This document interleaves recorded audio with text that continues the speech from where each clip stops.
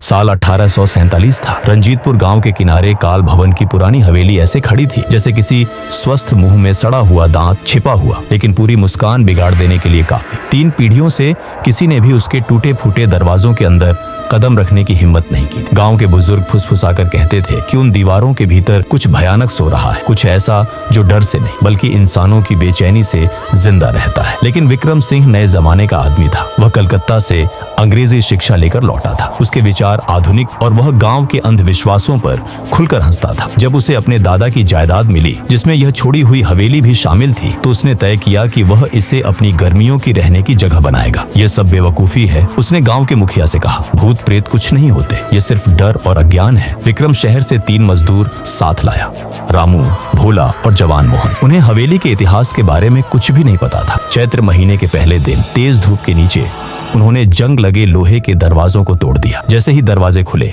एक ठंडी हवा बाहर निकली। उसके साथ सड़ी गली और अजीब सी बदबू थी। मजदूर एक पल के लिए रुक गए, लेकिन विक्रम ने दोगुनी मजदूरी का लालच देकर उन्हें आगे बढ़ने को मजबूर कर दिया। हवेली के अंदर धूल और अंधेरा भरा हुआ था। दीवारें काली पड़ चुकी थी। सीढ़ियों पर अजीब से निशान थे, जैसे किसी ने अपने नाखून पत्थर पर घसीटे हों। यहीं से काम शुरू करो, विक्रम ने आदेश दिया। सबसे पहले इस बड़े हॉल को साफ करो। रामू ने जैसे ही झाड़ू मारी, हवेली के भीतर से एक दर्द भरी कराह गूंज उठी। मोहन ने डर के मारे भोला की ओर देखा, लेकिन विक्रम की डांट ने दोनों को चुप करा दिया। ये पुरानी लकड़ी और दीवारों की आवाज है, विक्रम बोला। काम जारी रखो। दिन ढलने लगा। शाम होते होते हवेली के अंदर ठंड बढ़ने लगी, जबकि बाहर अब भी गर्मी थी। हवा भारी हो चुकी थी, जैसे कोई बिना दिखे उन्हें देख रहा। रात को विक्रम ने ऊपर के एक कमरे में अपना बिस्तर लगाया। मजदूरों को उसने नीचे की छोटी कोठरी में सुला दिया, लेकिन खुद हवेली में ही रुका। आधी रात को एक खुरचने की आवाज से उसकी नींद खुल गई। ऐसा लग रहा था जैसे कोई चीज पत्थरों पर घसीटी जा रही हो। आवाज ऊपर की मंजिल से आ रही थी, जहां एक पुराना बंद दरवाजा था। विक्रम ने लालटेन उठाई और सीढ़ियां चढ़ने लगा। उसका दिल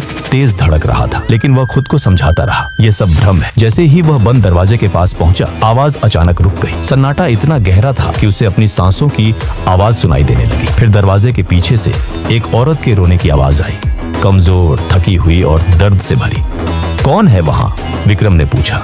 कोई जवाब नहीं आया। रोना और तेज हो गया। तभी एक आदमी की दर्दनाक चीख भी सुनाई दी, जैसे कोई सालों से कैद हो। तुम यहाँ क्यों आए हो? दरवाजे के पीछे से एक बुझी हुई आवाज आई। तुमने हमें फिर से क्यों जगा दिया? विक्रम के हाथ से लालटेन छूट गई और बुझ गई। चारों ओर घना अंधेरा फैल गया। उसी अंधेरे में विक्रम ने महसूस किया कि दरवाजे के दूसरी ओर कुछ है, बहुत पुराना, बहुत गुस्से में और अब पूरी तरह जाग चुका है। कुछ ऐसा जो सिर्फ यादों पर नहीं बल्कि जिंदा लोगों पर भी अधिकार चाहता है। अगली सुबह मजदूरों ने विक्रम को सीढ़ियों के नीचे बेहोश पाया। उसके बाल रातों रात सफेद हो चुके। होश में आने के बाद वह बस एक ही बात बार बार दोहराता रहा, वे जाग गए हैं, सब जाग गए हैं। गांव वालों ने काल भवन को फिर से बंद कर दिया, लेकिन अब वह सिर्फ एक खाली हवेली नहीं थी। हर पूर्णिमा की रात उसकी खिड़कियों से आवाजें आती हैं, रोते बच्चों की, चीखती औरतों की और किसी के पागलों की तरह हंसने। और अगर कोई भी उस हवेली के पास जाता है तो उसे ऐसा लगता है जैसे कोई उसे बुला रहा हो, अंदर आने का इशारा कर रहा हो, क्योंकि काल भवन में जो सो रहा था वह अब जाग चुका है और वह भूखा है।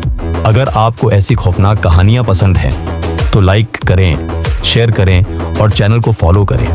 और अगर आपके पास भी कोई कहानी है तो कमेंट में जरूर लिखें। हम आपकी कहानी को वीडियो बनाकर चलाएंगे।